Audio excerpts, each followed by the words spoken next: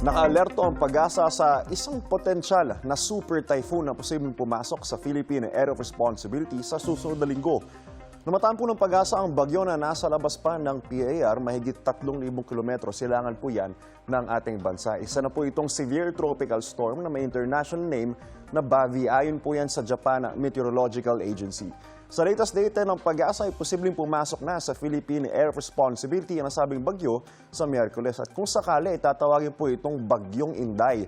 Posibleng tumbukin ng bagyo ang Northern Luzon at hahatakin at palalakasin ito ang habagat. Pagliliw ng pag-asa ay posible pang magbago ang mga datos kaugnay sa paparating na bagyo, kaya tumutok lang po sa mga weather updates. Paalala po mga kapuso, stay safe and stay updated. Ako po si Anjo Perguera.